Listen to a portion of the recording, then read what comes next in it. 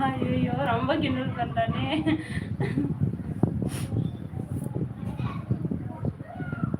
ஆமா, இந்த ட்ரெஸ்ஸால தான் வந்து எப்படி சொல்லலாம், 65 கிலோ இருந்தேன். இந்த ட்ரெஸ்ஸால தான் நான் வந்து வெயிட் லாஸ் பண்ணணும்னு டிசைட் பண்ணதே இந்த ட்ரெஸ் தான் வச்சுக்கேன். அதுக்கு ஒரு பெரிய ஹிஸ்ட்ரியே இருக்கு தெரியுமா. இந்த ட்ரெஸ் வாங்கிட்டு போட்டுட்டு ரோஹித் பிறந்துட்டாப்ப. ரோஹித் பிறந்து ஒரு 7-8 மாசம் இருக்கு.